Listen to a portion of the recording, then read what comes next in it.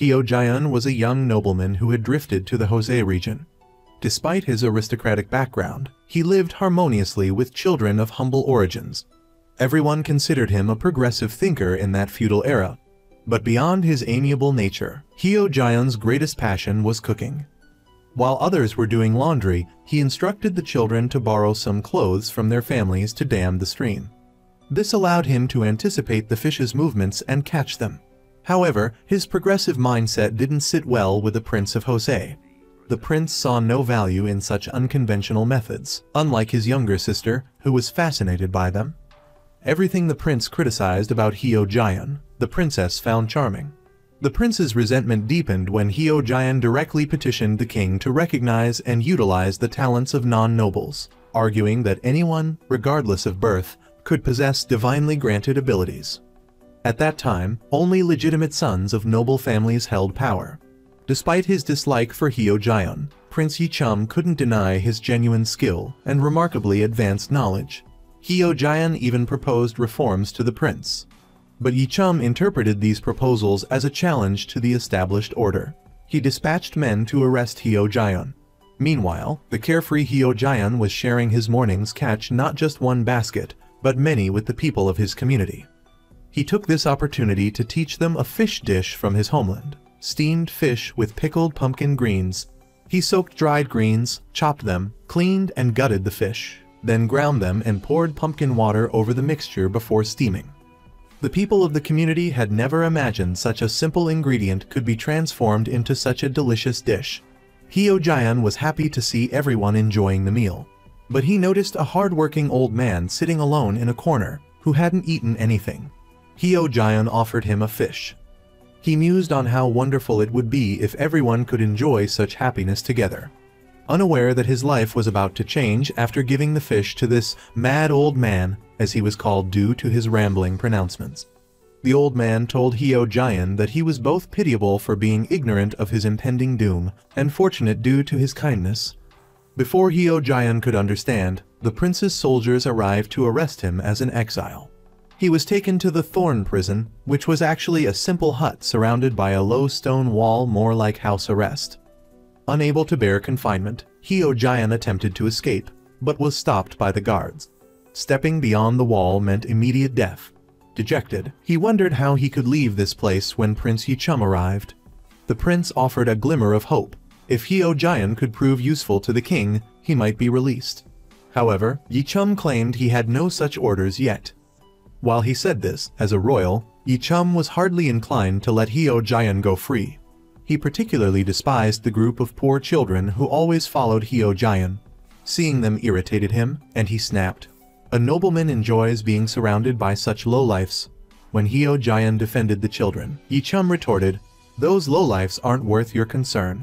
You'll regret choosing to spend your life with them." As Yichum departed, Heo Jian comforted the children with a story. He described a paradise called Junog, unlike any other place, where people of all social classes lived in harmony. Everyone ate well, and there was so much food that no one went hungry. Mid-story, Heo Jian faltered, leaving the children scratching their heads in confusion. Even the guard, initially touched by the tale, urged him to continue.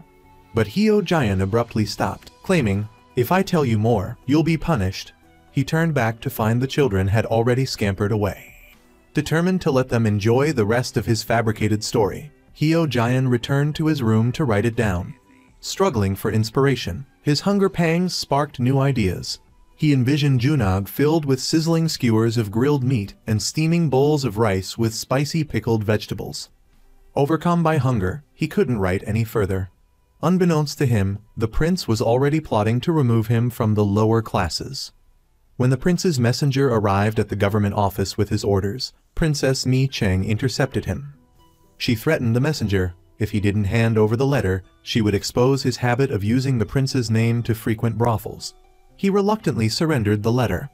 Mi Cheng discovered it contained orders to eliminate those of illegitimate birth, like Heo Jian. That night, Mi Cheng visited Heo Jian to warn him. People like him were either going to be executed or exploited by the king. Upon hearing this, Heo Jian immediately fled.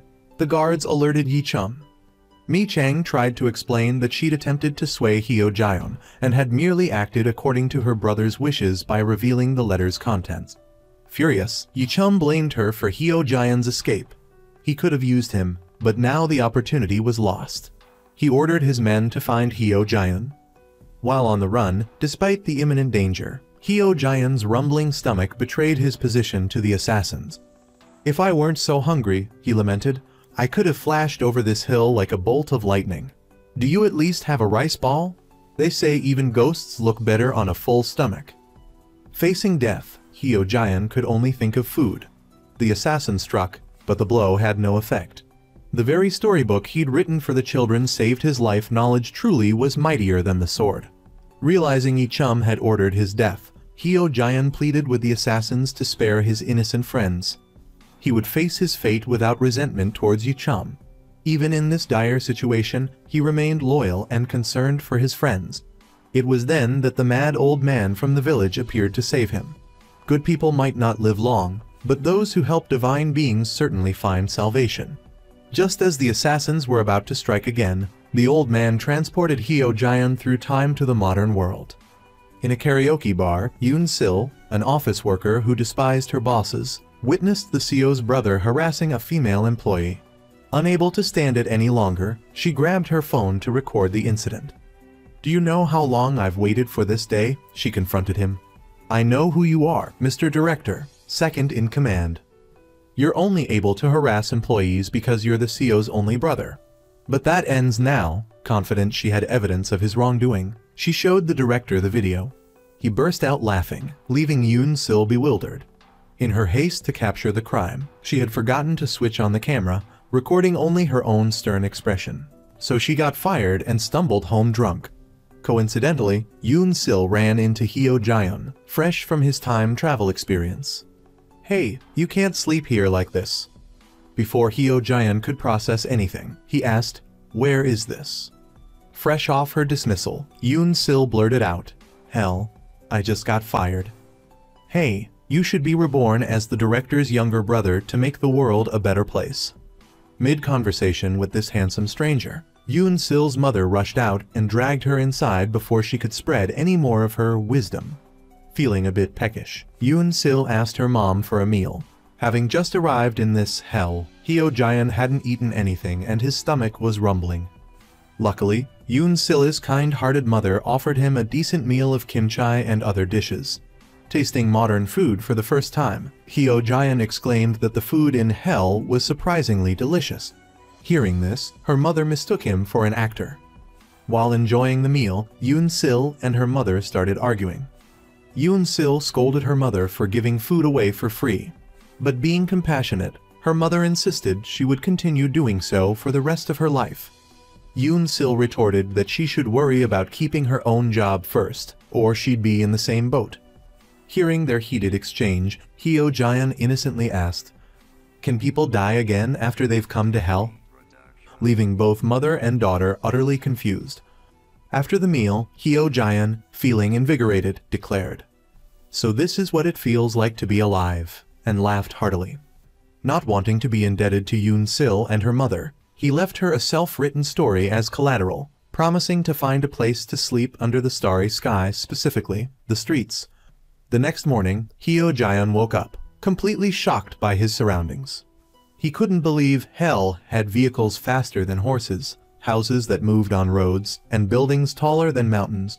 Not to mention, the people in hell spoke Korean but wore foreign clothes. Men and women interacted freely without restrictions, and food was abundant with no one going hungry. Could this be the heavenly land of Juno from the story he'd made up? While marveling at everything, a person on a billboard caught Heo Jion's attention. He was surprised to see that 400 years later, Jel Sang had become the youngest top chef in Korea. Meanwhile, Yoon Sil, after her failed attempt to confront the director the previous day, had to go back to the company to collect her belongings. Used to being mistreated despite her desire to live an honest life, Yoon Sil had become somewhat resigned to this fate. But when she got home, she encountered Lee Hyuk, the famous chef of Doger Restaurant. It turned out they had been childhood neighbors, but Yoon Sil didn't remember. Lee Hyuk, however, had a crush on her since they were young and became a renowned chef, claiming his dream was to cook for his neighbor. Lee Hyuk successfully invited Yoon Sil to a luxurious meal at his restaurant. After trying his food, Yoon Sil, experiencing such high-end cuisine for the first time, was full of praise. It was on a completely different level compared to her mother's eatery. Hearing this, Lee Hyuk mentioned that he had some questions for Yoon Sil's mother. Yoon Sil explained that her mother only made a 501 profit per serving and often gave food to the homeless. Lee Hyuk wondered why she persisted despite the lack of profit. Yoon Sil didn't know, only that her mother said she would continue doing so until her death. Meanwhile, Hyo Jaeon, searching for Yi Chum, asked around. He discovered that the Doga branch was a famous restaurant, opposite the eatery where the owner had treated him to a meal the night before. Hearing someone call him, Lee Hyuk came out to inquire, and Hyo Jaeon rushed forward and embraced him warmly. Before a bewildered Lee Hyuk could react, Yoon Sil rushed out, separated them, and told Hyo Jaeon not to be rude to the chef. She warned Lee Hyuk that he was a crazy beggar and to stay away from him. Back in the past, Yi Chum's assassins, failing to find Hyo Jaeon, were reprimanded. Yi Chum couldn't believe a mere mortal could vanish without a trace. The guard claimed to have slashed Hyo Jaeon's throat, but when Yi Chum examined the sword, there was no blood on it. He warned his guards, if they couldn't find Hyo Jaeon, they would pay with their lives. Back in the present, Yoon Sil introduced Lee Hyuk, a culinary prodigy since childhood who had earned a reputation in Japan.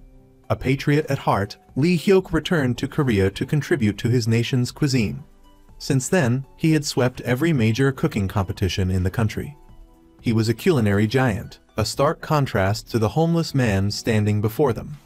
"Is that so?" Hyo Jaeon asked, seemingly unconcerned. "Aren't you really Yi Chum? You look exactly like my Prince Yi Chum from back then." Seeing the homeless man clinging to Lee Hyuk, Yoon Sil snapped, "There are plenty of people who look alike." Not to mention, he looked much younger than Hyo Jaeon. Could he really be his friend? My soul thought she might have been mistaken, but Hyo Jaeon insisted on meeting Lee Hyuk to apologize properly. Exasperated by the seemingly disingenuous homeless man, Yoon Sil went back inside to retrieve the book he had left behind. "Here, take this and get out of here, or pay me for the meals you ate at my house. I know you're kind. You freeloaders just eat and run." She tossed Hyo Jaeon's book into a passing junk collector's truck. Upon hearing about payment, Hyo Jaeon said innocently, "There's a stream nearby. How about I catch some fish for you?" Yoon Sil couldn't tell if he was genuinely naive or just pretending. "Mr. Homeless Man, get out of here as soon as possible. Otherwise, I'll report you for freeloading and running off." But just as she went back inside, her mother asked, "Why aren't you at work yet? Since you're here, help me out at the restaurant." Meanwhile, Hyo Jaeon, regretting the loss of his self-written story about paradise, retrieved it from the junk collector, unaware that this very man had brought him to this future world. He entered the restaurant intending to explain the book's significance to Yoon Sil, but the aroma of food immediately captivated him. Yoon Sil's mother, assuming he wanted to eat, told him to wait until after the rush. Annoyed by his persistent presence, Yoon Sil called the police. Ironically, she ended up blocking her mother's path, causing them to collide. In a flash of unexpected agility, Hyo Jaeon caught the tray of food, demonstrating his potential usefulness in the restaurant. Hyo Jaeon's presence only intensified Yoon Sil's annoyance. They bickered until Yoon Sil's mother yelled, "Whoever's useful can stay." Hyo Jaeon quickly grabbed a serving tray, leaving Yoon Sil to watch in frustration. Despite his eagerness, Hyo Jaeon's lack of experience in the modern world showed. He pocketed a customer's credit card, mistaking it for payment, and served food with a condescending air. Despite her intense dislike for Hyo Jaeon, Yoon Sil couldn't stop her mother from offering him a meal. Seeing Yoon Sil spraying something with a pungent smell, he covered his face and asked, "What kind of sorcery are you putting on my food?" "This is expensive Chanel perfume, something you could only dream of owning," Yoon Sil retorted. As she was leaving, Yoon Sil's mother handed Hyo Jaeon an envelope. Hearing that it was payment for the annoying homeless man, Yoon Sil decided to settle the accounts herself. She was surprised by how high wages were these days.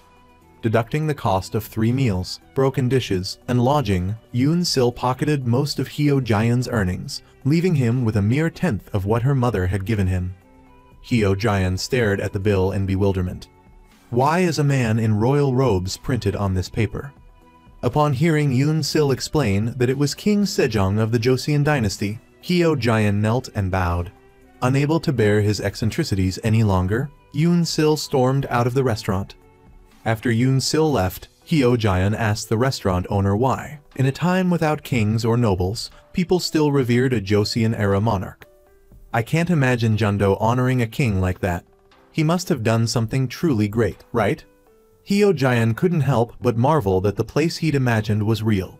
Despite its wonders, Hyo Jaeon confessed he still longed for home, for his family and friends, and for Yoon Sil. Meanwhile, Yoon Sil hadn't gone far. She was at Lee Hyok's restaurant retrieving her belongings after being fired. Lee Hyuk seized the opportunity to befriend her, subtly inquiring about any conversations she'd had with her mother. It turned out Lee Hyok's interest in Yoon Sil stemmed from his desire to acquire the properties surrounding his restaurant. He had offered Yoon Sil's mother a substantial sum, intending to convert her restaurant into a dessert shop facing his own. Hers was the only property he hadn't been able to buy. He urged her to sell, pointing out he owned everything else around her. But she refused. She wanted to keep her restaurant affordable for her loyal, working-class customers. Furthermore, if she sold, the homeless people who relied on her generosity would have nowhere to go. So, no matter Lee Hyok's offer, she wouldn't budge. When Yoon Sil returned to her mother's restaurant with her belongings, she overheard her mother's intention to hire Hyo Jaeon. "It's either me or that homeless man," she declared. Having learned of Yoon Sil's job loss, her mother didn't hesitate. She kicked her daughter out. Hyo Jaeon peeked out the door, wondering where Yoon Sil had gone. He assumed she was being called back in, but instead, her mother demanded the return of the wages she'd paid him the previous night, every last penny. Elsewhere, My Sol, now a cosmetics commercial actress, was on a photoshoot. This was her last day, and she lashed out at her manager. "Why didn't you tell me my contract was terminated?" The manager hadn't wanted to upset her. My Sol clung to the fame of her childhood, but the competitive advertising landscape, coupled with her poor product performance, meant her career in film and commercials was likely over. Her over-the-top acting style, with abrupt shifts from sadness to laughter, had made her unemployable in the film industry. Nobody wanted to hire her brand of forced cheerfulness. Her manager offered her another job, advertising for a restaurant. My Sol refused, fearing it would ruin her God-given, or rather, meticulously maintained figure. If nothing else panned out, she declared, she'd marry into the wealthy Do family who owned the restaurant. As Lee Hyok reviewed potential candidates for his advertisement, Hyo Jaeon appeared, startling him. Seeing Mi Chang's picture on the table, Hyo Jaeon exclaimed, "I knew you and Mi Chang had also come to this Jeondo land." Confused by the homeless man's words, Lee Hyok pressed the emergency button, summoning the police. Hyo Jaeon was hauled off to the station, bewildered but also impressed by the speed of the police vehicle. Just as he was processing his situation, an alert came in about a robbery, and the officers abruptly dropped him off on an unfamiliar street. He wandered into a bustling entertainment district, a world unlike anything he'd ever seen. Back home, nightfall brought darkness. Here, it brought vibrant crowds. The bright billboards looked like captured stars. Two middle-aged men at a bar invited him to join them, and they drank, bonded, and danced, becoming instant sworn brothers. This was truly Hyo Jaeon's dream world. His enthusiastic, somewhat erratic dancing was captured by a passing streamer.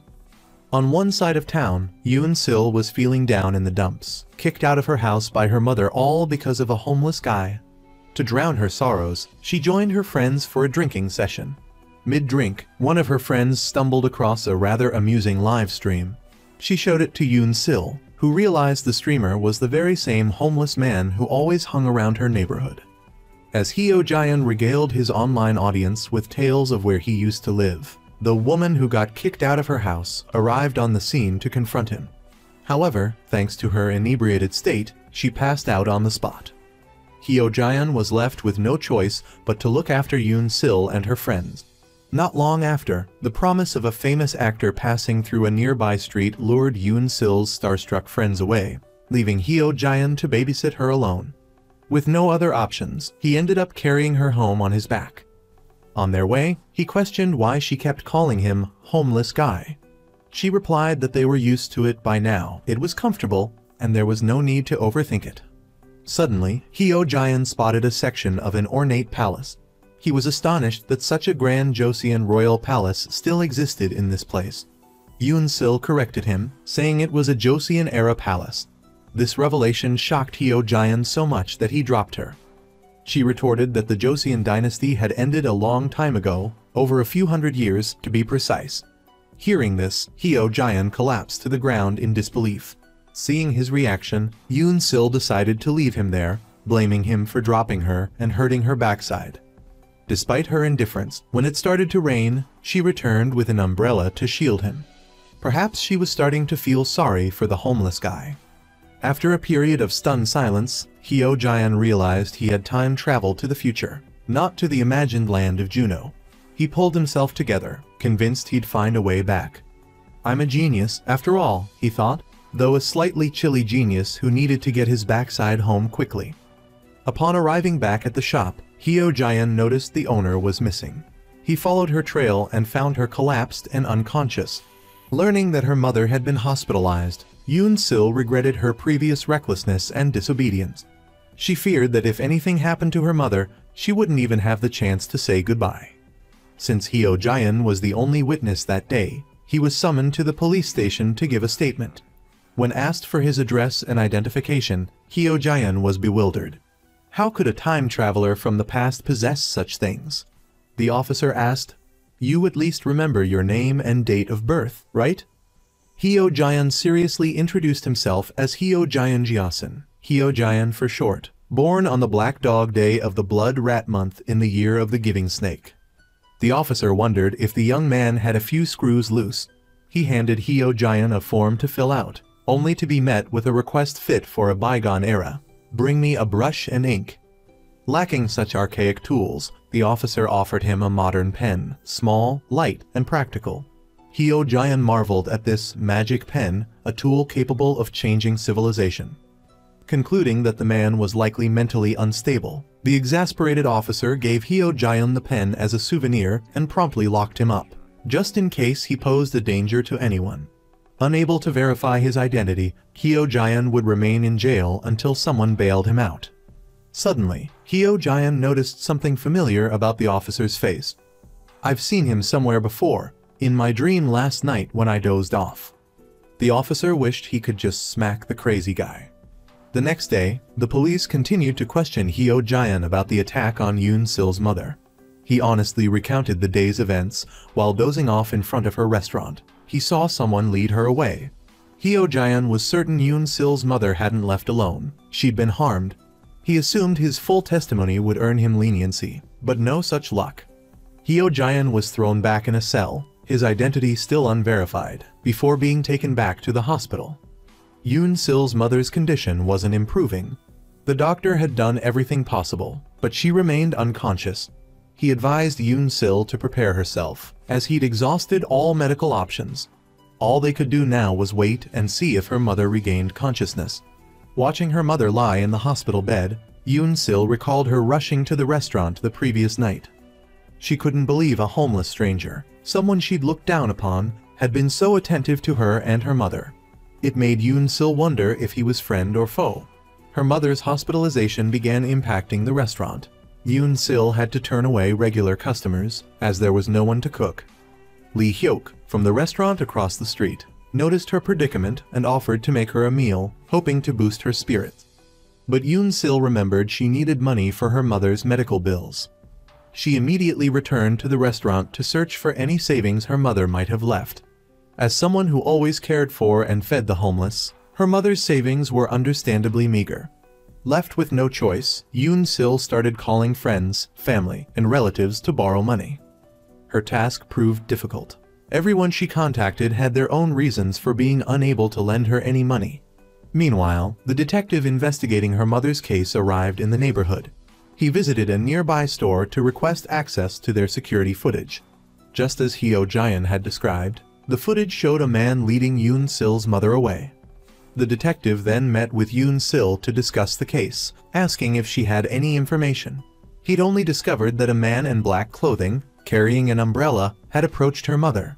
He also inquired about the eccentric man in red clothes who'd accompanied Yoon Sil to the hospital, wondering if he was a suspect. Fortunately, Yoon Sil vouched for Hyo Jaeon as a friend, securing his release from jail. However, upon release, Hyo Jaeon insisted on demanding an apology from the ill-mannered officer who'd unjustly imprisoned him. How dare they lock him up without so much as an apology? Now, he truly resembled a homeless beggar, scavenging for scraps in the morning and kicking cans in the afternoon. Life seemed hopeless. As for the officer who arrested Hyo Jaeon, it turned out he was working for Lee Hyuk, retrieving the security footage to erase the evidence. Lee Hyuk wanted to avoid any unnecessary scandals before he could seize control of all the shops in the commercial area he was developing. The officer, however, saw an opportunity for further profit from the situation. He suggested a long-term partnership with Lee Hyuk. Annoyed, Lee Hyuk dismissed him, claiming he was busy and the officer was interfering with his work. In reality, Lee Hyuk saw an opportunity to exploit Yoon Sil's financial distress. He approached her directly, asking if she was willing to sell the restaurant at the price her mother had previously agreed upon. Yoon Sil remained suspicious about her mother's willingness to sell. Something felt wrong. Lee Hyuk added fuel to the fire, pointing out her lack of culinary skills. He argued that the restaurant was doomed to fail in her hands. If she didn't sell now, how would she pay her mother's medical bills? His words began to sway her. As Yoon Sil was about to sign, she hesitated. This place held so many memories of her mother providing meals to countless hungry people. If she sold it now, her mother would have nowhere to return to. So, Yoon Sil decided she wouldn't sign, not yet. Yoon Sil was frustrated with herself for not learning to cook from her mother. Where could she possibly find someone to help her run this place? Refusing to be defeated, she ventured into the kitchen to try her hand at cooking, only to shriek like a stuck pig when a bit of hot oil splattered on her. At the hospital, Hyo Jaeon had just arrived to visit Yoon Sil's mother when a doctor immediately examined him. Finding Hyo Jaeon disoriented and unable to state the current date, the doctor suspected a brain injury and ordered a CT scan, leaving Hyo Jaeon utterly bewildered. The experience of being wheeled on a gurney into the mysterious opening of the scanner terrified him. Hyo Jaeon, clutching his belongings, fled to the waiting area and huddled there in fear. Coincidentally, Yoon Sil arrived looking for him, desperate for help. They sat down together and talked about recent events. Yoon Sil apologized for previously suspecting and looking down on him, thinking he was just a homeless freeloader. If it weren't for him, she admitted, her mother might be looking down on them from heaven right now. Hyo Jaeon recounted his own strange experiences, unfamiliar men appearing in his dreams and taking him to a police station, questioning him without even offering a gift, and locking him up. He hadn't even eaten anything yet. Hearing this, Yoon Sil decided to go home and cook him a meal, showcasing her culinary skills. Hyo Jaeon was surprised by this unexpected kindness from the usually prickly Yoon Sil. He wondered if she was trying to poison him. Yoon Sil explained she was cooking as a thank you for saving her mother. Besides, she needed a guinea pig to test her cooking, so he should just eat. He took one bite and promptly spat the kimchi back at her. It wasn't what she'd hoped for. Yoon Sil tried to bite herself and realized just how awful it was. Determined not to give up, she started over, only to be lectured by Hyo Jaeon. She shouldn't chop chili peppers with the other ingredients at the same time, he explained, because it would overwhelm all the other flavors. Exasperated, Yoon Sil told him that if he was so smart, he should do it himself. She was getting sick of his attitude. Hyo Jaeon declared he would show her what real cooking, prepared by a top-class chef, looked like. He served her a soup inspired by Yoon Sil's mother's recipe. To her surprise, it wasn't bad at all. Hyo Jaeon had managed to recreate her mother's flavor, and Yoon Sil offered him the position of chef at her restaurant. Seeing Hyo Jaeon's stunned silence, she offered him a salary of 2 million won per month. He remained speechless. She increased the offer, but he still just sat there, dazed. Hyo Jaeon finally spoke, asking what use he had for money in this world. He needed to find a way back home. Seeing her disbelief, He added that he couldn't work for someone who didn't trust him. As he turned to leave, Yoon-sil played her final card. If he worked for her, she would provide him with food and lodging. Hyo-jaeon immediately teleported back to his seat as if nothing had happened. "I'd like to hear more about these conditions," he said. Yoon-sil told him he would have afternoons off, as the restaurant was only open for lunch. There would also be occasional bonus holidays. Hyo-jaeon asked if there was anything else. Seeing his expectant look, Yoon-sil conceded that they wouldn't work together as employer and employee, but as a family. This offer gave him pause. He said he would think about it and give her a proper answer after a good night's sleep. Before that, however, he needed to sleep, and, proceeding to take off his clothes, he asked Yoon-sil for a favor. "We're family, right? So could you wash these for me? And please wash them like they're a baby. They're expensive." Yoon-sil was fuming but couldn't do anything about it. The next morning, Yoon-sil confronted Hyo-jaeon, contract in hand. He wasn't ready to sign yet. He had somewhere important to go first. However, his clothes hadn't dried overnight, and he had nothing else to wear. Resigned, Yoon-sil had to take him shopping for new clothes. She couldn't have him walking around in the same outfit forever. Taking a guy clothes shopping for the first time made Yoon-sil a bit self-conscious. The saleswoman, seeing their awkwardness, mistook them for an engaged couple. Trying on a new suit, Hyo-jaeon looked like a handsome groom. All he needed was a bride, and Yoon-sil, with a little haircut, would be perfect, the saleswoman thought. So, Hyo-jaeon prepared for another transformation in this new world. However, Hyo-jaeon struggled to understand the hairstylist's consultations, so the stylist turned to Yoon-sil for help. She, equally clueless about trendy hairstyles, simply told the stylist to do whatever was popular. After his makeover, Hyo-jaeon woke Yoon-sil from her doze, leaving her speechless. She hadn't realized the homeless man who used to hang around her house could be so handsome. Their moment of mutual admiration was interrupted when Hyo-jaeon spotted a familiar figure resembling Mi Chang from his past and took off after her. By the time he reached the door, the figure had vanished. Yoon-sil was surprised to find her heart racing because of him. Hyo-jaeon then realized he'd left Yoon-sil behind. "Just remembering me now?" she quipped. "Of course, you were captivated by a ghost from your past. Why would you remember me?" Earlier, she'd rushed to Lee Hyok's restaurant for a promotional event, where she was supposed to be a guest promoting his food. Lee Hyok seemed less than thrilled to see her arrive 2 hours later than scheduled. He suggested she leave, as he needed to prepare for lunch service. To make amends, My-sol offered to wait for him until he finished his work, suggesting it would be fair since she'd also had to wait for him. He agreed, not seeing any harm in it. While waiting in her car, My-sol spotted the same man who had pursued her at the hair salon Hyo-jaeon. Her manager moved to intervene, but My-sol stopped him, blaming her own irresistibility for the attention.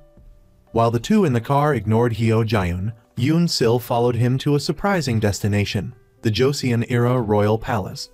"I spent all this money just to follow you here?" she exclaimed. But Hyo-jaeon urged her to keep up, and Yoon-sil worried that this handsome but strange man would disappear on her again. As if she cared that much. Standing before the palace gates, Hyo-jaeon bowed deeply, praying to the heavens to help him find his way back to Joseon. He reassured Yoon-sil that he wasn't running away, just praying for a way home. Observed by onlookers, Yoon-sil was at a loss for words, unsure what to do with this seemingly eccentric companion. After his prayer, they went to the market to buy ingredients to reopen Yoon-sil's mother's restaurant. The high price of fish gave Yoon-sil pause, but she bought a crate anyway and continued to the vegetable stall.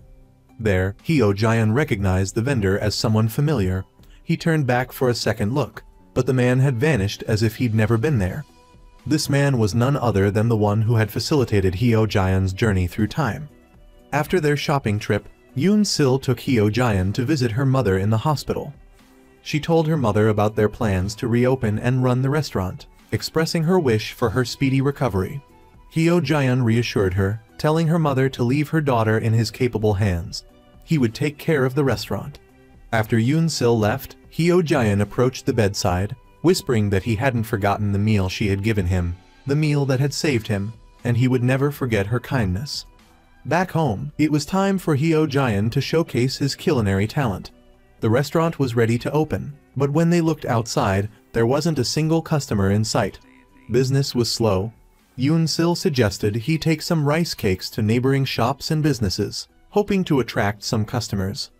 Meanwhile, at Lee Hyok's restaurant, My Sol and the other guests began their promotional campaign. Lee Hyok informed My Sol that they would be sampling all the dishes on his menu. My Sol hadn't been told she would have to try everything, and she felt slightly apprehensive. However, once the live stream started, she had to admit that Lee Hyok's food was delicious, and she couldn't stop eating. Dishes were brought out continuously. The manager, seeing this, showered them with praise. But ever since she was a child, My Sol had a delicate stomach. She yearned to try all the delicious food in the world, but her weak stomach prevented her from doing so. Back in the present, My Sol began to feel unwell from eating so much at once. She asked Lee Hyok to pause the live stream, but it was impossible. Viewers would assume they were stopping for someone to throw up, so the live stream had to continue. Consequently, when the next dish arrived, My Sol couldn't hold back any longer and quickly vomited, forcing the broadcast to stop. Coincidentally, Hyo Jaeon arrived with rice cakes and helped her tie her hair back so she wouldn't vomit on it.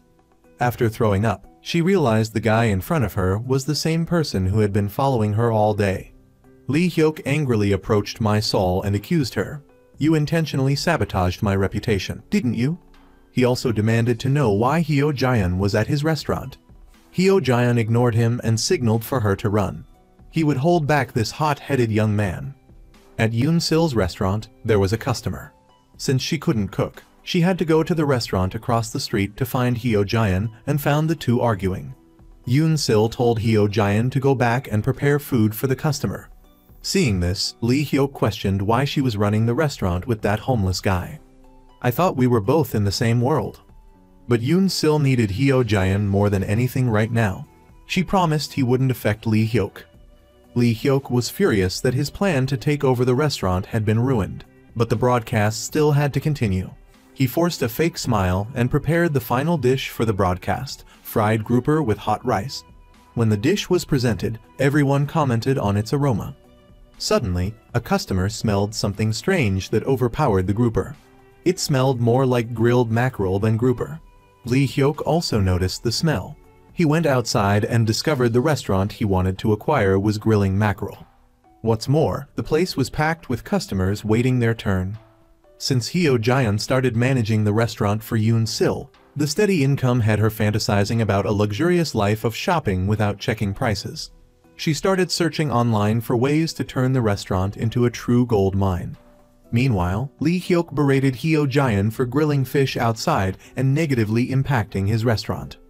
When asked why he was grilling mackerel, Hyo Jaeon enthusiastically explained, "Where I grew up, we didn't have chimneys like here, so grilling mackerel over charcoal is the smartest choice." But before he could finish, Lee Hyok had disappeared, leaving Hyo Jaeon puzzled but unbothered. Grilling the fish was more important. Suddenly, that evening, a group of reporters showed up at Lee Hyok's restaurant, threatening to sue him for serving contaminated food. Hyo Jaeon, about to watch the drama unfold, was pulled back by Yoon Sil, who warned that going over there would make him famous like Lee Hyok. Back at the restaurant, she showed Hyo Jaeon the video of My Sol's live stream incident.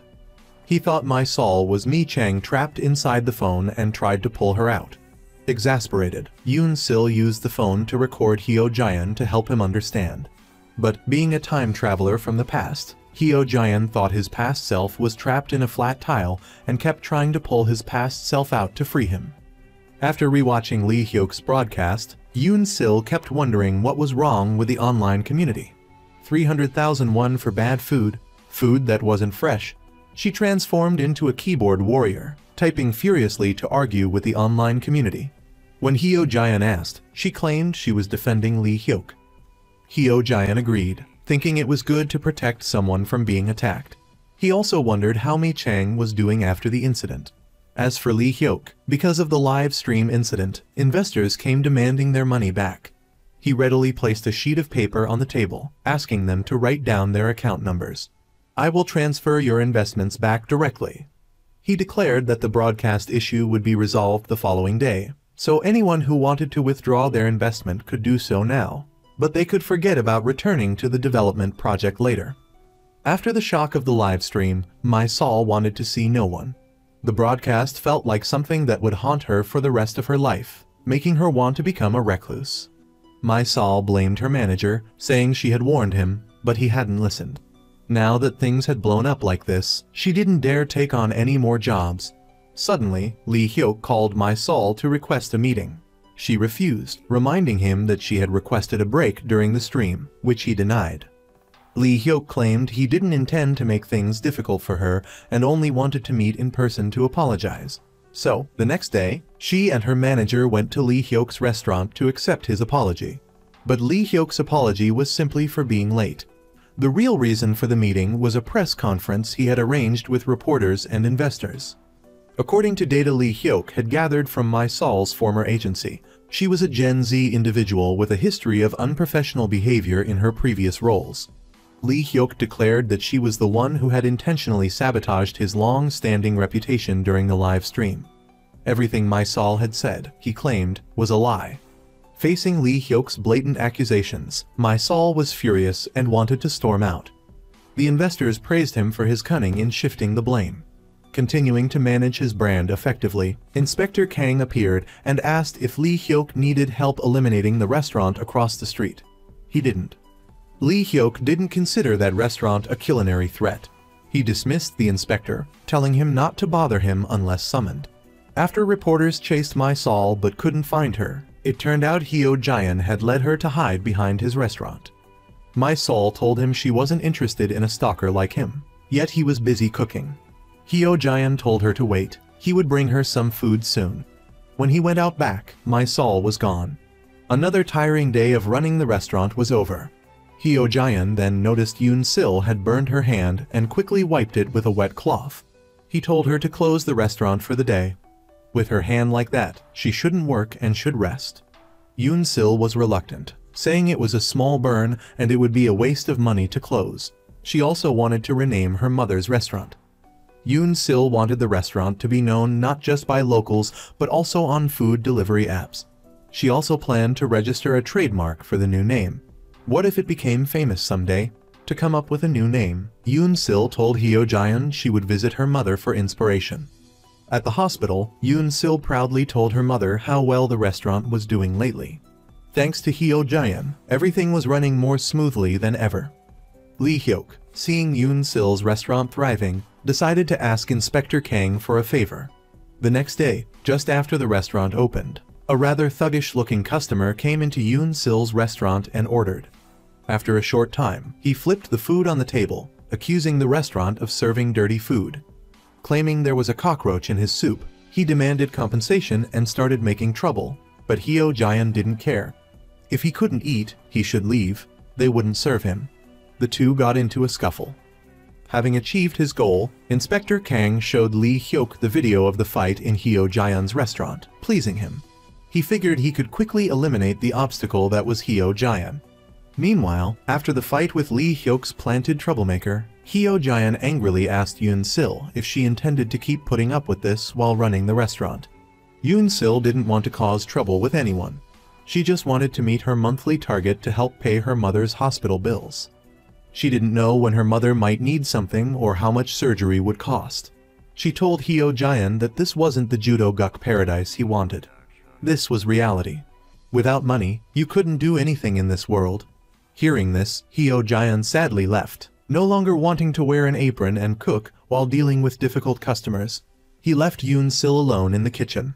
That evening, Hyo Jaeon came across a red bean fish-shaped pastry stall.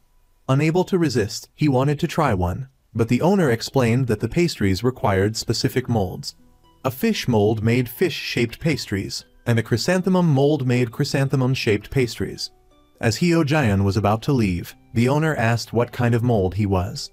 Realizing the man was the one who brought him to this world, Hyo Jaeon turned back to question him, only to find an old woman in his place.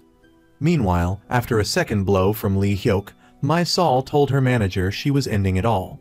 Thinking she meant suicide, everyone was shocked when My Sol revealed she just wanted revenge on Lee Hyuk. Seeing him talking with Yoon Sil, My Sol turned off her phone, floored the gas pedal, and sped towards them, intending to take them both out. Hyo Jaeon, witnessing this, rushed to shield Yoon Sil, forcing My Sol to slam on the brakes just before hitting the person who had helped her multiple times. Hyo Jaeon, having thrown away his newly bought fish pastries to save Yoon Sil, lamented the loss but figured he could buy more later. The immediate concern was My Sol, who was being questioned by Lee Hyuk but feigned fainting. Yoon Sil brought her into her restaurant, then promptly told My Sol to wake up and leave, threatening to call the police. Only then did My Sol reveal her true motive, revenge on Lee Hyuk for dragging her into 2 scandals. Hyo Jaeon defended Lee Hyuk as a good person and questioned My Sol's occasional claims of being his fan, attributing it to her inflated ego, as her acting wasn't good enough to have fans. Seeing Yoon Sil about to kick her out, My Sol feigned weakness, hoping to stay. The problem was, Yoon Sil's restaurant only had 1 bedroom. Reluctantly, she demanded My Sol call her manager for a ride home. My Sol claimed she had no manager and no driver's license, fearing arrest if she left. Resigned, Yoon Sil watched My Sol sleep comfortably in her bed, fuming. Recalling the morning's vandalism further fueled her insomnia. Fetching water downstairs, she noticed Hyo Jaeon shivering from the cold. Waking him, she startled him, prompting him to defensively ask if she was planning something untoward. "I'm not ready to lose my virginity. Why is it so cold here?" Yoon Sil urged him to sleep upstairs, warning him about the broken window and the risk of catching a cold. He reluctantly agreed. Upstairs, Hyo Jaeon discovered his silk shirt neatly laundered and mended with a peculiar patch. Yoon Sil explained she'd fixed the tear, the patch shaped like the fish pastry he loved. He felt a surge of gratitude. Beneath her prickly exterior, Yoon Sil had a warm heart. He realized this world wasn't the paradise he'd imagined, but another world with its own complexities. He offered to help Yoon Sil earn money. Suddenly, a man's voice called from outside. My Sol's manager had tracked her down. Finding her asleep, the 3 were dumbfounded by her audacity. The manager gave Yoon Sil his card, asking her to call when My Sol woke up. The next day, however, My Sol refused to leave, lingering in the kitchen, hindering their business. Taking pity, Hyo Jaeon decided to cook her a specialty dish, Bang Rung Ruk, made from natural herbs and aquatic plants, essentially seaweed and scallion porridge with salt. He presented it as one of his signature dishes from his time. Yoon Sil and My Sol eagerly dug in, surprised by the simple dish's deliciousness. Hyo Jaeon jokingly said it contained rat poison, momentarily startling My Sol. It was just a joke, of course. Yoon Sil, having lived there her whole life, found it strange, as her mother's cooking had never contained anything like a cockroach. My Sol immediately recognized sabotage. Someone jealous was trying to ruin the restaurant's reputation by planting foreign objects in the food. However, she admitted the porridge itself was delicious. Just as she finished her bowl, My Sol's manager arrived, scolding her for wandering off. Seeing her appearance, he assumed she hadn't eaten, only to learn she'd devoured a bowl of porridge and slept in a stranger's bed. Embarrassed and speechless, he pleaded with her to at least inform him of her whereabouts to alleviate his worries. Suddenly, Hyo Jaeon asked why she had vomited food during the broadcast earlier. Ever since she was little, when My Sol filmed food commercials, everyone, especially her mother, wanted her to stop growing. To maintain her star image, My Sol was allowed to eat whatever she wanted, indulging in any and all snacks. My Sol's mother would then force herself to vomit up everything My Sol had consumed, claiming that if My Sol grew, her career would be over and no one would care about her. But this was just a lie from a woman who cared more about money than her child. My Sol was constantly made to drink a solution that induced nausea, leaving her with lasting side effects. She'd seen countless doctors, but no one could cure her condition. Everyone who heard her story pitied her. Yoon Sil had been observing Sun eating her porridge for a while now, noticing she hadn't experienced any of the digestive issues she'd described. Hyo Jaeon's food seemed to agree with her perfectly. As Sun left, Hyo Jaeon even offered, "If you ever feel hungry, come back here and I'll cook for you. I'm a huge fan, after all." Miss Sun then asked how long the 2 of them had been living together, mortifying Yoon Sil. "Living together? We're not. It's just a master-servant relationship." Back at the restaurant, Yoon Sil learned, as My Sol had warned, that someone was trying to sabotage her business. Determined to catch the culprit, she went online to research how to deal with pests. "I can't let these cockroaches lay eggs everywhere," she thought. After some searching, she discovered that the vandal who targeted her restaurant had also vandalized another. Finally, she had evidence to incriminate the perpetrator. Suddenly, Lee Hyuk appeared, commenting on how empty her restaurant seemed. Seizing the opportunity, he urged Yoon Sil to sell the place to him. But she refused. This restaurant was her mother's life's work, and she had grown up there. She informed him she'd identified the vandal, so he needn't worry. "At least I'll stop him from causing trouble elsewhere," Yoon Sil declared. "But if things don't improve, I might sell it to you." Lee Hyuk was pleased. At least he had a chance. As he was leaving, he ran into Hyo Jaeon returning with fish-shaped cakes. Hyo Jaeon cheerfully offered Lee Hyuk a cake, noticing his seemingly good mood. He also assured Lee Hyuk that Mi Chang wouldn't do anything dangerous like before. Lee Hyuk understood he was referring to Mai Sol's attempt to run him over with her car. Back home, Lee Hyuk tried to recreate the porridge he'd tasted at Hyo Jaeon's, striving to capture its authentic flavor. But attempt after attempt, he couldn't achieve the same perfection. While jotting down ingredients, his employee called, informing him that someone had arrived to see him. It was the vandal Lee Hyuk had hired to sabotage Yoon Sil's restaurant. The man was there to threaten and blackmail Lee Hyuk.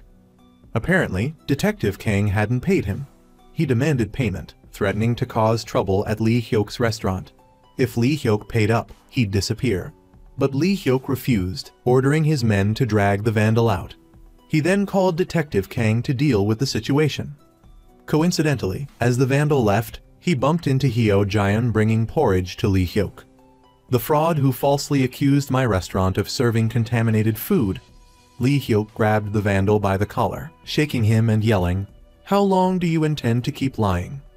Hearing the commotion, Yoon Sil rushed out, stopping Hyo Jaeon.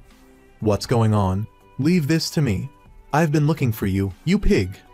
Seeing Lee Hyuk, the vandal threatened, "Should I reveal the truth right here and now?" This caught Yoon Sil's attention. She asked Lee Hyuk if he knew this man. Hyo Jaeon scoffed. "A piece of trash like him wouldn't have the honor of knowing someone like my senior." As the argument escalated, Detective Kang arrived and grabbed the vandal. "Didn't I warn you to stay away from this area?" The vandal was hauled off to the station before he could expose Lee Hyuk's misdeeds. Yoon Sil thanked Lee Hyuk for calling the police. She believed that once the vandal's statement was taken, her restaurant's reputation would be restored and she could reopen. As she reached out to shake his hand, Hyo Jaeon rushed forward, embracing Lee Hyuk and showering him with gratitude. Neither of them realized the two-faced man before them was the one responsible for the sabotage. That evening, to prevent further gossip, Yoon Sil bought some paint. "Now that the restaurant's reputation is cleared, I should at least freshen up the place," she thought. As they began painting together, Yoon Sil's alarm went off. She had to visit her mother and asked Hyo Jaeon to finish the painting. Coincidentally, Lee Hyuk also arrived at the restaurant, looking for Hyo Jaeon. Hyo Jaeon was surprised and pleased that Lee Hyuk had sought him out. Since the restaurant wasn't a suitable place to talk, Lee Hyuk invited Hyo Jaeon to his own establishment. Lee Hyuk began by saying how rare it was for them to have a chance to chat like this and praised Hyo Jaeon's cooking, sending him over the moon. But men talk business over drinks. Lee Hyuk offered Hyo Jaeon some honey wine, but his true intention was to get him drunk and extract the secret of his porridge recipe. Hyo Jaeon claimed there was no secret, only the taste and memory of my supremely talented hands. Lee Hyuk then asked, "With such natural talent, why waste it on Yoon Sil's shabby little restaurant?" After a few drinks, Hyo Jaeon noticed Lee Hyuk sounded remarkably like an old friend who had once given him similar advice about his talent. "Strange," he mused. "You're not my friend, but you sound just like him." Lee Hyuk boldly proposed that Hyo Jaeon leave the restaurant and promised to make him the most famous chef in Korea. Lee Hyuk's enticing words kept reminding Hyo Jaeon of Prince Won, making him hesitant as those familiar tempting words echoed in his ears. He tested the waters, asking if Lee Hyuk could cover Yoon Sil's mother's medical expenses. Lee Hyuk, aware of her financial struggles, agreed to the condition and awaited Hyo Jaeon's answer. In the present past, Hyo Jaeon's friends were being tortured for allegedly supporting Prince Dong Chang's ascension to the throne, conspiring to assassinate the king, and overthrowing the court. However, they were innocent of these charges. Yi Chum simply wanted to frame and punish anyone like Hyo Jaeun. One of Hyo Jaeun's friends lamented, "If he were here, he would surely clear our names." An officer scoffed, "How can a dead man protect anyone?" This left Hyo Jaeun's friends in disbelief. They continued to be tortured and imprisoned. Back in the present, while talking with Lee Hyuk, a phone alarm rings. Lee Hyuk explains he often wakes up at this hour to cook, a habit he can't break as a chef. Hyo Jaeun realizes it's late and excuses himself. But he notices the ringtone sounds strangely familiar. A superior genius like myself wouldn't forget a tune I've heard before, he thinks. Upon returning home, Hyo Jaeun is surprised to find Yoon Sil asleep at the table, waiting for him. When she asks where he's been, he avoids the truth, saying he went out to unwind with a friend, which makes Yoon Sil wonder. Since when did you have friends in this world? Hyo Jaeun dismisses her question. As he prepares for bed, Hyo Jaeun ponders the reason for his arrival in this world. He suspects it's somehow connected to his old adversary, Yi Chum. Could the existence of someone identical to Yi Chum in the past be a mere coincidence? Hyo Jaeun believes working with this man might provide answers. Hearing Hyo Jaeun mumble in his sleep, Yoon Sil suspects he's being secretive. The next day, while receiving a delivery, Yoon Sil excitedly shows Hyo Jaeun a new sign she hung for the restaurant. He's distracted, lost in thought about Lee Hyuk's offer, frustrating Yoon Sil, who finds it hard to even share something as simple as a new sign. Another slow business day passes without a single customer, leaving Yoon Sil disheartened. Hyo Jaeun calls her over to discuss something important. He reveals his plan to take an outside job to help support the restaurant financially. Yoon Sil interprets this as Hyo Jaeun wanting to leave, connecting it to his late night outing the previous night. He explains the job offers good pay and benefits. Yoon Sil cuts to the chase, asking simply, "Do you want to stay or go?" Hyo Jaeun explains that the job might help him understand why he's in this world. Suddenly, My Sol arrives, starving, breaking the tension. She explains that ever since eating Hyo Jaeun's food, she can't stomach anything else and keeps throwing up. People film her because of her online reputation for vomiting after eating. My Sol, also known as Miss Sun, insists she just wants a decent meal. Hyo Jaeun immediately prepares a dish for her.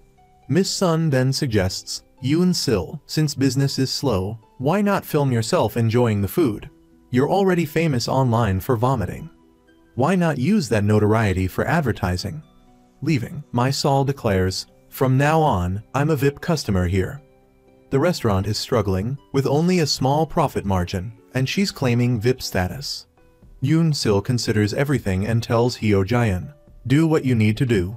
I'm just being selfish wanting you to stay." She plans to sell the restaurant to pay for her mother's medical bills. Seeing Yoon Sil's resolve, Hyo Jaeun feels a pang of disappointment. Then he notices the new sign bears his family name. He's touched that the seemingly aloof Yoon Sil included his name, making him reconsider Lee Hyuk's offer. With a heavy heart, Yoon Sil confided in her mother. "Mom, I've decided to close the restaurant. Someone like me, who can't hold down a job and is constantly getting fired, probably can't succeed at anything, let alone running a restaurant, especially when I can't even cook." Leaving the hospital, a nurse stopped Yoon Sil, mentioning a man who had claimed to be her mother's nephew. "I only let him in for a moment before sending him away," the nurse said. This piqued Yoon Sil's curiosity, as she had no knowledge of any male relatives. The next day, determined to sell the restaurant, Yoon Sil met with Lee Hyuk. "I can sell it for the high price you offered, right?" she asked. A sinister smile spread across Lee Hyuk's face as he retrieved a pre-prepared contract. Yoon Sil was taken aback by how quickly things were progressing. Suddenly, Hyo Jaeun appeared, stopping her. He'd changed his mind about the other job and didn't want her to sell her mother's legacy to a rival chef. He refused to let her sell without his consent. He had decided, no matter how slow business was, they would make the restaurant work.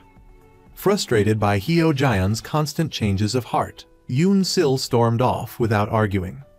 Lee Hyuk asked, "What are you trying to do?" "I was merely offering you a position as a chef," Hyo Jaeun replied. "I can make that restaurant successful, not you. I don't need your talent. I can do much better on my own." Hyo Jaeun continued, "I've already declined your offer. I won't forget a meal that once saved me in the past. However, if you need my expertise, I'm willing to help. You remind me of a friend from another world. You may not understand me, but I understand you." Returning to the restaurant, Hyo Jaeon admitted to Yoon Sil that he'd overheard her conversation with her mother. She initially suspected he was the mysterious nephew, but he explained his experience in evading nurses allowed him to eavesdrop. The identity of the real nephew remained a mystery, but they decided to focus on saving the restaurant. As they were strategizing, a customer entered, asking, "Is this the restaurant My Sol reviewed on TopTop?" My Sol's video had gone viral, garnering 1 million views in a single day. Customers flocked to the restaurant, and positive reviews poured in. My Sol, the shining star, arrived. "You should be thanking me for being your VIP customer," she declared. To show his gratitude, Hyo Jaeon prepared Miss Sun a meal with extra meat. My Sol then asked Yoon Sil if Hyo Jaeon had a girlfriend. "If he gets popular, I might just start a dating scandal to make him even more famous," she teased. A pang of jealousy hit Yoon Sil. When My Sol asked for water, Yoon Sil snapped, "Water's free. Get it yourself. I'm not your servant." Meanwhile, Lee Hyuk struggled to recreate authentic traditional Korean flavors. Frustrated, he lashed out at his staff and recalled Hyo Jaeon's words, "If you need help, I am willing." He stormed out of his restaurant, fuming. Who does he think he is? Who would have guessed, speaking of the devil, My Sol appeared.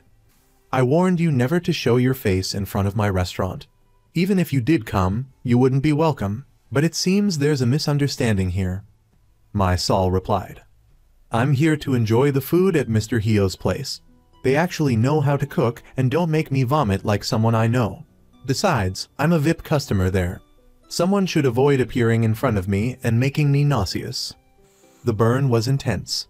Suddenly, an elderly man collecting scrap metal entered Hyo Jaeon's restaurant. Some guys at a nearby table, seeing the man's dirty appearance, wanted to switch tables. Unfortunately, all the tables were full, so Yoon Sil said, "If you don't want to eat, I can cancel your order." Without further ado, they left, but Yoon Sil didn't mind. She continued to serve the mysterious old man attentively until he finished his meal. After he paid, Yoon Sil ran after him to return some change because he had overpaid. The old man asked, "How is your mother feeling?" Before she could express her surprise at how he knew, the mysterious old man took out an umbrella and said, "It's going to rain. You should always carry this with you." At the hospital, Detective Kang, while gathering information about Yoon Sil's mother, learned that she was currently very weak and seemed to be having difficulty breathing. The detective immediately took this information to Lee Hyuk. Upon hearing the news, he wished she would just disappear. The detective told him, "It's best not to say things like that." Lee Hyuk turned and asked irritably, "What did you say?" Although he knew he was working for Lee Hyuk, being lectured by this kid didn't sit well with the detective. It was truly uncomfortable. Lee Hyuk continued his taste testing. Seeing his employee enter, Lee Hyuk asked him to go to the restaurant across the street and buy him a meal. However, the employee said he had checked and they were closed because they had run out of ingredients. Meanwhile, Yoon Sil took Hyo Jaeon to buy a phone. Unexpectedly, he was aiming for the iPhone 17 Pro Max. Yoon Sil quickly steered him towards more affordable options, saying they didn't have the money for him to buy such an expensive phone just to show off. So, after buying the phone, Hyo Jaeon was like a child, amazed that this little tile could transmit voices over long distances.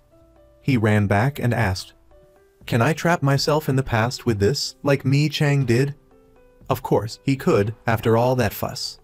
Yoon Sil's real reason for buying the phone was because she was worried about him wandering around and getting into trouble, leaving her clueless about how to run the restaurant. Seeing Yoon Sil carrying the umbrella, Hyo Jaeon was curious. She explained that an old man had given it to her, saying it would rain even though it was sunny. As for the blood clam dish at his restaurant, Hyo Jaeon was determined to figure out the secret formula to recreate his original flavor.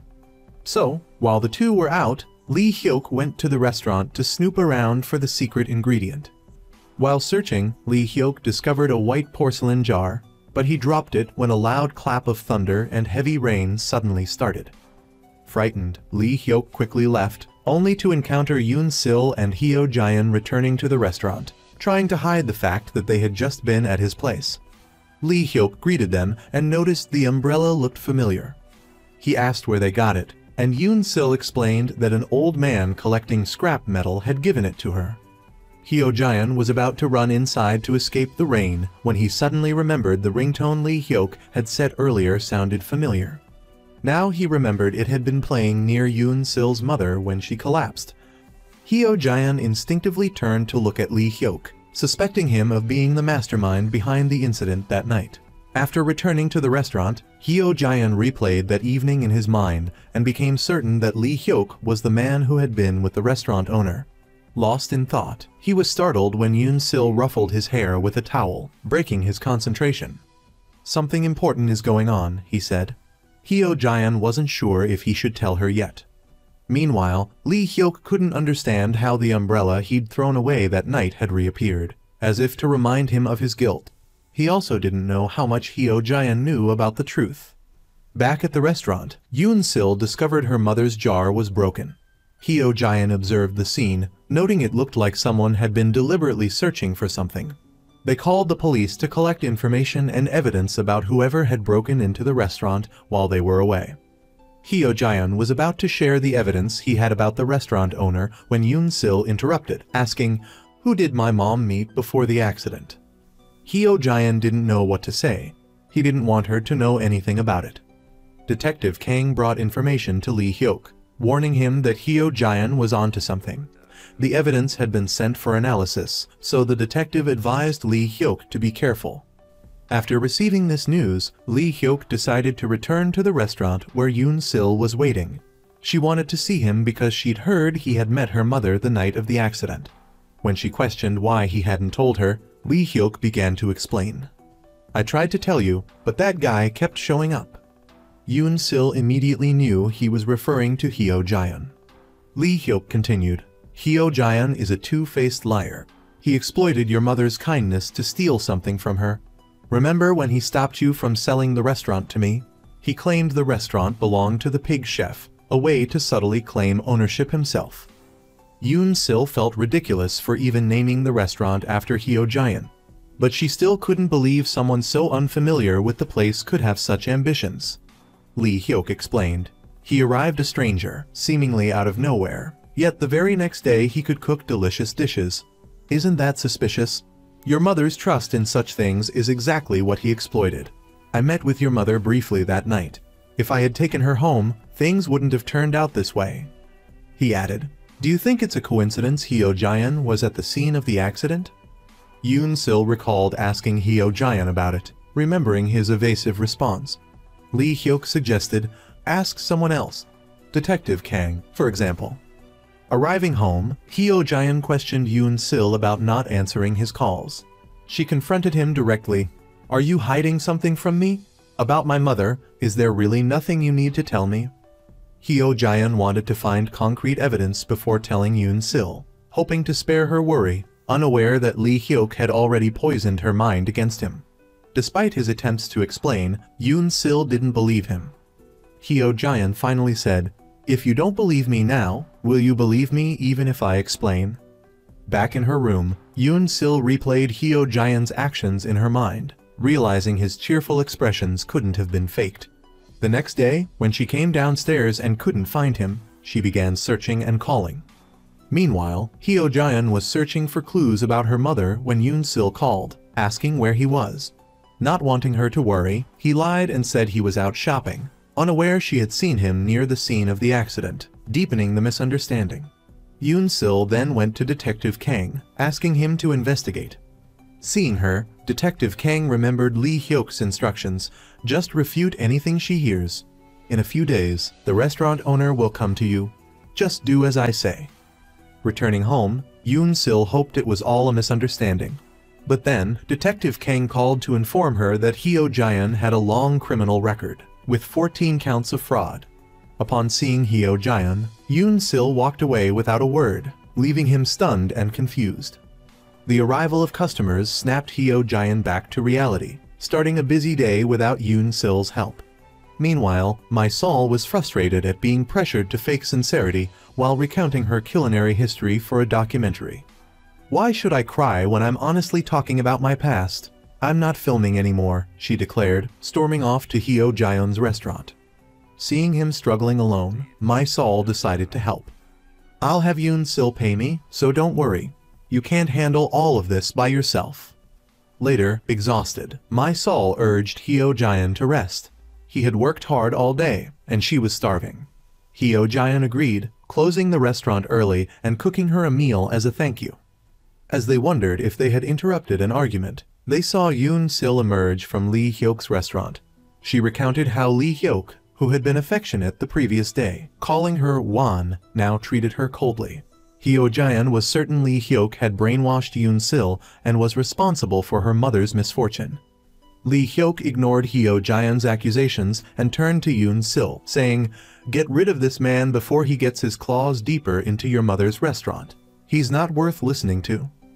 Without a second thought, the now thoroughly manipulated Yoon Sil dismissed Hyo Jaeon without further question or investigation. As Hyo Jaeon grabbed Lee Hyok's collar, a sudden headache triggered a flashback to a similar situation in his past. My Sol rushed to intervene, saying, "I'm really disappointed in you, Yoon Sil. Come on, let's go. I'll find you another restaurant, somewhere better than this second-rate place." Back at My Sol's apartment, she questioned Yoon Sil's siding with Lee Hyok. "Guys like him aren't worth getting upset over," she said. Hyo Jaeon was left bewildered, unsure of what had happened to him and his friends. Meanwhile, Yoon Sil, anxious at home, began to miss Hyo Jaeon's presence. She saw him everywhere, his image flitting through the kitchen. That evening, to cheer him up, My Sol showed him some of her own terrible acting performances from the past. Melancholy didn't suit him at all. Hyo Jaeon, reading a comment, asked, "What does acting like a wooden plank mean?" My Sol explained that she never enjoyed acting or filming. "My acting was so bad that people said I was stiff as a board." Hyo Jaeon, however, mentioned that the Mi Chang he knew was incredibly skilled. Playing instruments, singing, composing music, and poetry, she excelled at everything. But My Sol insisted she wasn't Mi Chang and didn't possess those talents. "After all, I'm Dong My Sol, not the Mi Chang you knew." Hyo Jaeon refuted her claim, urging her to believe in herself. My Sol, he insisted, was also an artist with natural talent. In the past, Mi Chang was growing weary of performing because, aside from Hyo Jaeon, no one listened to her music anymore. A servant rushed in with news. Hyo Jaeon's friends were being tortured by Yi Chum, forced to confess to treason and supporting Prince Dong Trang's claim to the throne. In truth, one friend took all the blame to protect the others. Hearing this, Yi Chum gave a sinister smile and declared he would execute the exiled men on the upcoming full moon. Back in the present, Hyo Jaeon declared Lee Hyok dangerous. He didn't want him near Yoon Sil, fearing he would hurt her. "I don't think I could live if anything happened to her." Seeing Hyo Jaeon's determination to protect Yoon Sil, My Sol said, "Let me take you to her." Meanwhile, Lee Hyok was close to achieving his goal, having been led by Yoon Sil to her mother's hospital room. She told him she felt foolish for trusting him, but thankfully, he was there to help her uncover the truth. She vowed to make Hyo Jaeon pay, unaware of her mother's reaction upon hearing Lee Hyok's name. After returning home and finding Yoon Sil gone, Hyo Jaeon went to the police station to find Detective Kang. He frantically questioned the detective about the investigation into Lee Hyok, leaving the detective flustered. Questioned by a colleague, the detective pulled Hyo Jaeon aside to avoid revealing any secrets. Hyo Jaeon, seeing this, asked, "Why are you so angry? I'm just telling the truth. I gave you the benefit of the doubt, pretending not to know who you are, but you're ungrateful. What kind of crime investigation is this when you're the fraud?" Hyo Jaeon couldn't believe his ears when the detective defended Lee Hyok. The detective cursed at Hyo Jaeon, telling him to just disappear. The two got into a scuffle, but a nobleman was no match for a police officer.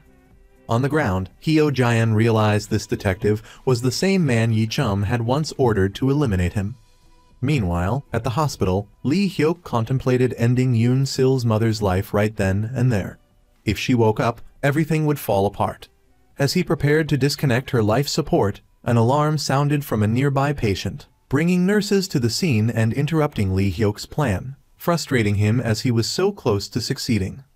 After returning, Yoon-sil told Lee Hyuk that her mother was unlikely to wake up. She hadn't shown any response after the examination. The nurse advised Yoon-sil to transfer her mother to a general ward as the hospital might need the room for more critical patients. Lee Hyuk then asked about the restaurant. Since Hyo Jaeon was no longer there, Yoon-sil thought she would close it down. As they were discussing this, Soo told Lee Hyuk to stop at an antique appraisal shop. She wanted to get her mother's jar appraised to determine its value. Yoon-sil said, "I thought it was an Arita ware piece. The appraiser said it was worth a lot of zeros. I thought it'd be 12 or 100 million won, but it's only worth 10,000 won." Yoon-sil couldn't understand why her mother treasured something so worthless. Meanwhile, Hyo Jaeon woke up after fainting from Detective Kang's attack. He immediately went looking for the mysterious old man who had brought him to this world, seeking answers.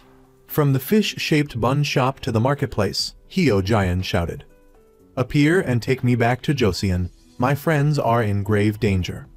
But receiving no response, on his way back, Hyo Jaeon was stopped by a homeless man.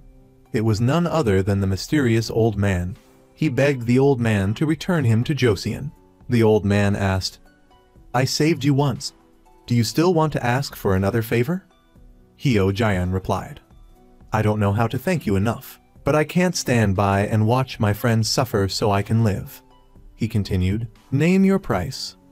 The mysterious old man whispered his demands into Hyo Jaeon's ear. He also reminded him that if he decided to go back, he wouldn't be able to return to this world. As he began the incantation to send Hyo Jaeon back, he suddenly remembered unfinished business and stopped. "I have something I need to do first." The old man then told Hyo Jaeon that his friends would be executed in 6 days. This gave Hyo Jaeon pause. Even if he returned now, he couldn't save them immediately. He asked the old man for a few more days. "Before the new moon, I will return." Passing by Yoon-sil's restaurant, Hyo Jaeon noticed the door wasn't fully closed. He kindly shut it to prevent any potential burglaries. Thinking there was a thief, Soo came downstairs with a broom, but found no one in the kitchen. Seeing her, Hyo Jaeon felt somewhat relieved. As for Detective Kang, after a drinking party, he was called to Lee Hyuk's car. He reproached Lee Hyuk. "Do you know how many eyes are on us?" Lee Hyuk told him that Yoon-sil's mother had moved, as if she were about to wake up. "I told you to keep an eye on her. Can you do anything right?" Detective Kang then showed him surveillance footage from near Yoon-sil's restaurant. "There was a break-in here, and I'm investigating it." "Why were you there?" Lee Hyuk explained that he only broke a cheap, fake vase. Closing the case wouldn't be a problem. The detective said, Hyo Jaeon, knows everything about you." Lee Hyuk remained nonchalant. "No one will believe him. So, detective, please do your job diligently. Focus on monitoring the situation at the restaurant." Meanwhile, at home, Yoon-sil was surprised she couldn't sleep because Hyo Jaeon wasn't at the restaurant. As she was about to call a friend, she noticed a voice message. Curious, she listened to it. It was a previous message from Hyo Jaeon. "Oh, magical phone. If you can make Yoon-sil hear this, tell her that someone is waiting for her at home, very worried. I must have upset her by bringing up things I shouldn't have. Despite her tough exterior, she's a fragile woman." Remembering that moment, Yoon-sil tried to decipher what Hyo Jaeon was trying to tell her. She called him back, but My-sol answered. She scolded Yoon-sil for cruelly kicking him out and then trying to contact him. Even though he wasn't feeling well, he went back to the restaurant because he was worried about you. "If it were me, I'd cut ties with you." Before My-sol could finish, Yoon-sil hung up. Annoyed, My-sol mistook the restaurant manager, who appeared at that moment, for Hyo Jaeon. He handed her a file, telling her to read it if she wanted or not. It's not a movie script or anything. Even if it were, My-sol wouldn't be in the mood to act right now. After going out to look for Hyo Jaeon, Si-woo unexpectedly saw Detective Kang with Lee Hyuk again, making her suspicious of their relationship. The next day, at Lee Hyuk's restaurant, a secretary from the government came to thank Lee Hyuk for helping him with food donations during a charity event. He wondered if Lee Hyuk had known about his schedule in advance to prepare for him. It seemed Lee Hyuk was strategically building relationships with high-ranking officials, preparing to expand his business after taking over Yoon Sil's mother's restaurant. Hyo Jaeon, observing from the side, witnessed this entire scene. The investors inside were also discussing how Lee Hyuk was not only a skilled chef, but also excellent at networking. At that moment, Lee Hyuk returned to the counter and announced to the investors, "I've been invited to be the head chef at a state banquet hosted by the president. This will be a crucial platform to introduce the Dory brand to the world. The day Dory becomes the heart of the upscale culinary scene is not far off." He had more good news to share. He'd obtained the deed to the restaurant across the street. The final piece of the culinary village puzzle was in place. Lee Hyuk declared he would open a phenomenal restaurant across the street, one that would amaze everyone. Hyo Jaeon appeared and asked, "Is this why you harmed the restaurant owner?" Meanwhile, at the hospital, Yoon Sil told her mother about selling the restaurant to Lee Hyuk. "He helped us and bought it at a good price. From now on, I'll just focus on taking care of you." Leaving the hospital, she ran into Detective Kang. Back at Lee Hyuk's restaurant, Hyo Jaeon said he knew why Lee Hyuk had harmed the previous owner, but questioned whether it was necessary to hurt someone just to acquire the restaurant. Lee Hyuk admitted to owning the restaurant, but claimed Hyo Jaeon's other accusations were baseless, mere accusations without proof. Seeing Hyo Jaeon's persistence with the information he'd gathered, Lee Hyuk retorted, "You'd better bring proof with those who do whatever it takes to achieve their goals, like Hyo." Hyo Jaeon replied, "You're just like Yi-chum. I'll definitely bring proof." After Hyo Jaeon left, Yoon Sil arrived to finalize the restaurant transfer with Lee Hyuk. The lawyer explained that since Yoon Sil's mother was hospitalized, she would be the guardian. Normally, the transaction would take 6 months, but he would expedite the paperwork and aim for 3. Remembering his mother's impending awakening, Lee Hyuk urged, "Did I pay high legal fees just for this delay? This needs to be completed within a month." Seeing Lee Hyuk's urgency, Yoon Sil inquired, and he dismissed it as a simple business matter. "You don't have to worry." The lawyer also presented a real estate compensation agreement drafted by Lee Hyuk, stipulating that if Yoon Sil backed out, she would have to pay 10 times the deposit. Lee Hyuk asked if she would back out. As Yoon Sil nodded, Lee Hyuk transferred 150 million won to her. She realized she couldn't back out now. She also took the opportunity to ask Lee Hyuk about the break-in at her house. "It seems you and Detective Kang know each other. I can't reach him, so I'm asking you." Lee Hyuk denied it. "I don't know anyone by that name." But on her way home, Yoon Sil started to feel uneasy. From Lee Hyuk pushing the lawyer to complete the process in a month to his denial of knowing Detective Kang, things just didn't add up. She held the book Hyo Jaeon had written and made a decision. She would take it to an antique appraiser. First, Si-woo went to the hospital and was surprised when the nurse told her that the patient's grandson had just visited. "He kept asking when she could be discharged, so I think he'll be back soon." Yoon Sil pondered the nurse's words. Everything matched Detective Kang, whom she had coincidentally met that morning. She wondered why Detective Kang would pretend to be her mother's grandson. What if Mr. Hyo is telling the truth and Lee Hyuk is lying? So, he really was from Joseon. To be sure, Yoon Sil went to the antique shop and showed the appraiser Hyo Jaeon's book. The appraiser said he couldn't put a price on such an item. He initially thought it was worthless, but it turned out to be priceless. As far as I know, it was written 400 years ago, and only copies remain. This is an original. No matter how I look at it, I can't mistake the content or the handwriting. This is definitely a technique used in that period.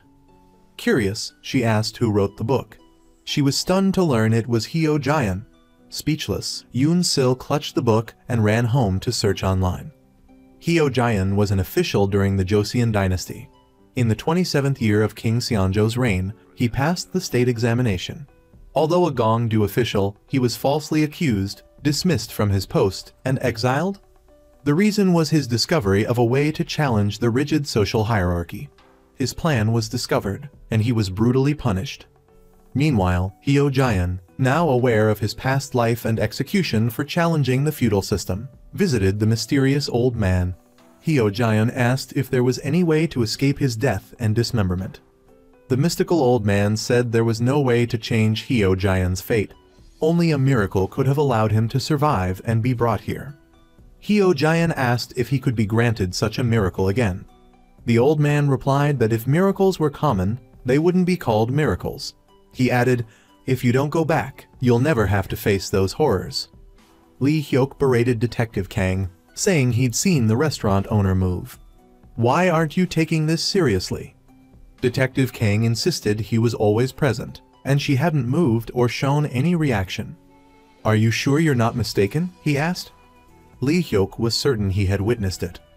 "Do I have some reason to feel guilty? Detective, if you're not up to this, you can back out now." The detective was shocked by Lee Hyuk's ruthlessness. He argued, "For the greater good, what's a small sacrifice?" The next day, while checking on Yoon Sil's mother, he was caught by Yoon Sil, who showed no surprise. "You're here because of Chef Lee, aren't you? Did you really think I wouldn't find out?" After talking outside, Yoon Sil asked if the detective had found any information about Heo Jian. He admitted he had investigated but found nothing. It's as if he was never born in this time. He apologized to Yoon Sil. "I know this isn't right, and I don't even know the full truth, but I can say one thing for sure. Lee Hyuk doesn't want your mother to wake up. That alone is suspicious."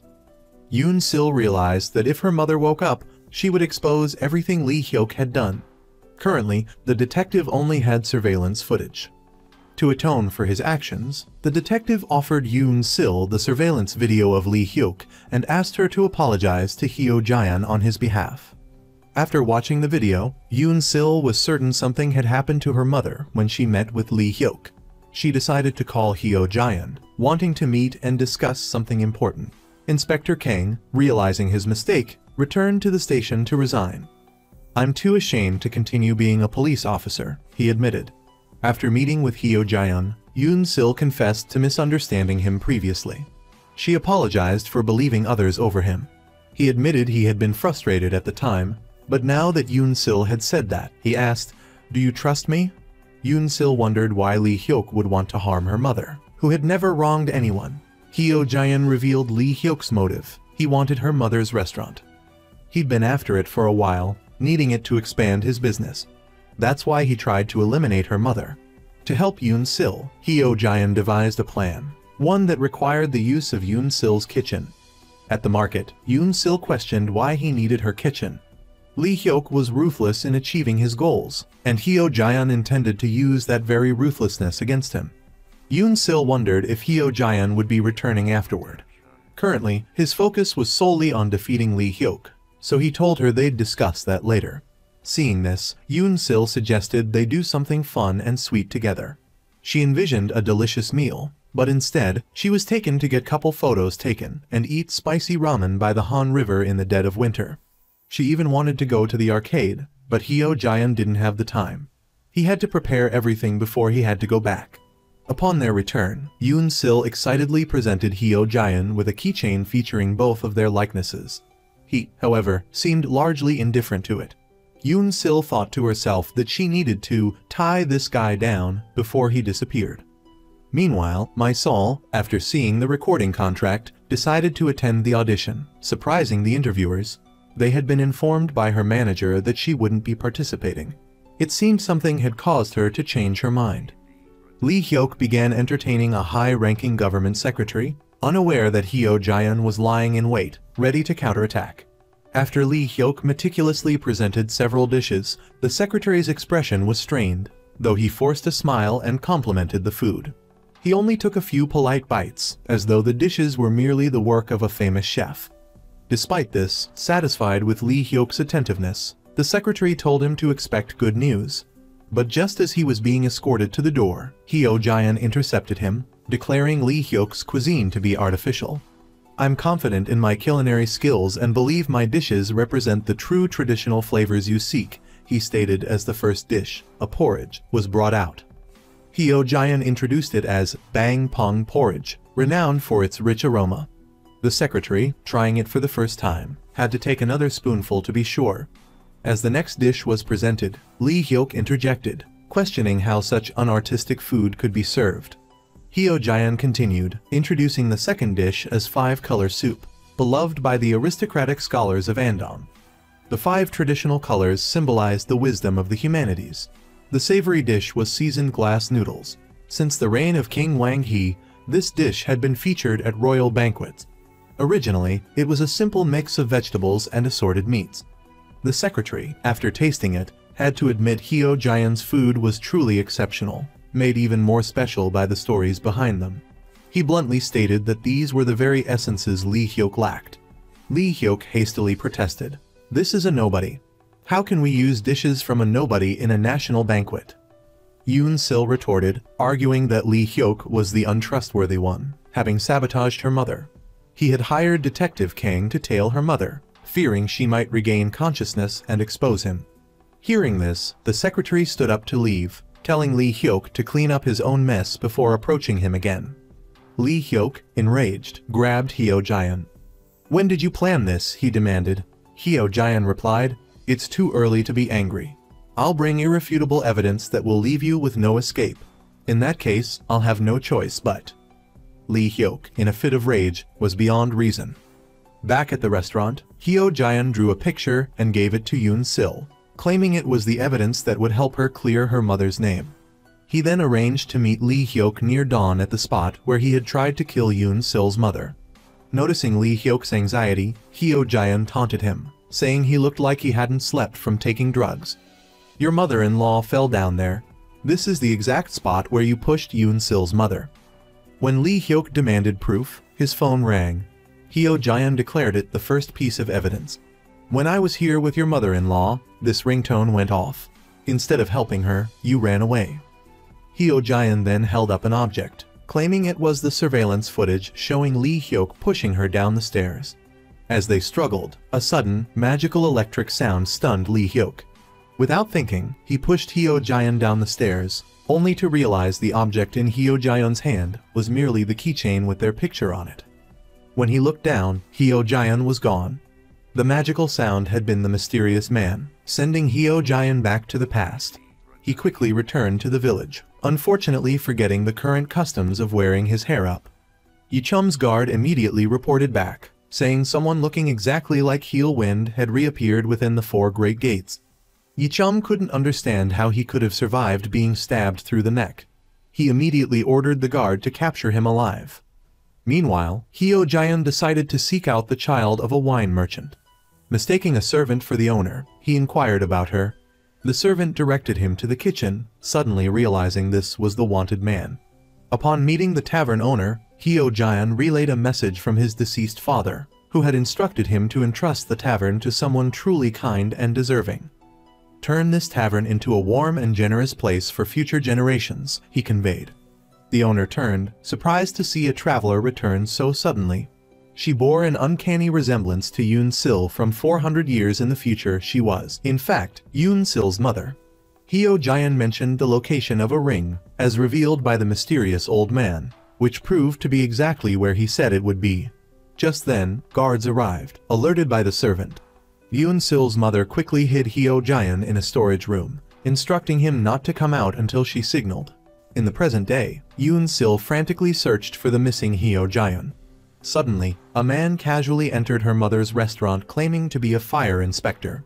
It turned out to be Li Hyok, swiftly moving to seize the establishment. He dropped his pretense of kindness, telling Yoon Sil she should move on and find a better place to live, implying she was incapable of running the restaurant. Desperate to find Heo Jian, Yoon Sil called Detective Kang, asking him to trace Heo Jian's last known phone location. While searching the kitchen, Yoon Sil discovered something hidden inside a ceramic jar that her mother had kept for years. At that moment, Detective Kang called back with Heo Jian's last known location, the site of his altercation with Li Hyok the previous night. Investigating the area, she found the keychain she had given to Heo Jian. She recalled Heo Jian's words, "When the time comes, you'll know." Following this clue, she discovered Heo Jian's hidden phone. It contained a recording of Li Hyok setting him up, a final act to help her before his return to his own time. Meanwhile, in the past, Heo Jian remarked to Yoon Sil's mother, "You really remind me of a dear friend." He asked to borrow a hooded cloak to gather information in town. Overhearing that his friends were to be executed before the new moon, he forgot his disguise and cried out in alarm. Realizing his mistake, he fled through the marketplace. During his escape, he unexpectedly encountered Mi Chang. To help him, she impersonated him, urging the real Heo Jian to reach his friends before it was too late. Finding his friends being led to their execution, Heo Jian quickly produced his modern pen, performed a small trick for the captain of the guard, and gained a few minutes to speak with his friends. Heo Jian apologized for his tardiness, which led to their impending execution. However, his comrades held no resentment, expressing joy at seeing him one last time. At that moment, the official also arrived. He still desired Heo Jian's service, warning him, "Don't be reckless. You're not so foolish as to act in vain." That evening, the two shared stories about Heo Jian's disappearance. He described traveling to a future world free of class divisions, where the rich and poor lived in harmony without conflict. This irritated Yi Chum, who dismissed Heo Jian's tale as another fanciful idea. Heo Jian then revealed his future self, a tyrannical ruler overthrown by rebel forces. Despite knowing his fate, he was determined to preserve history and unafraid of death. In the present, just as Lee Hyok was about to finalize a deal with the Korean Secretary General, the police arrived to arrest him for the attempted murder of a man identified as a pork restaurant chef. Haunted by his actions, Lee Hyok's world crumbled. Sun, upon learning of Lee Hyok's imprisonment, rejoiced, believing he had finally received his just desserts. However, her celebration was short-lived as she realized the victim was Heo Jian. Overcome with grief, Mai Sol wept openly during a filming session after the break, as though she had lost someone she cherished deeply since childhood. The scene was so genuine that even the director, stunned by its authenticity, let it continue uninterrupted. Later, Yoon Sil visited her mother, confessing her conflicting feelings about the homeless man. While she wanted him to stay, she felt it was best for him to return home. She then opened the item her mother had treasured for years, revealing a piece of fabric from Heo Jian's clothing. He had entrusted his mother to pass down his embroidery to future generations, explaining why Yoon Sil's mother was so determined to keep the restaurant. Now, Lee Hyok's true nature was public knowledge, boosting the popularity of Yoon Sil's restaurant. However, due to health concerns, they limited their service to 50 customers per day. Mai Sol's spirits improved, thanks to the restaurant's food, finding solace even without Heo Jian. Detective Kang, having left the force, embraced a new life as a delivery driver. It seemed as though life had returned to normal. Until the 51st customer walked in. Yoon Sil was prepared to turn them away, but her mother insisted on serving them. As it turned out, fate, or perhaps reincarnation, had a way of bringing destined individuals together across generations.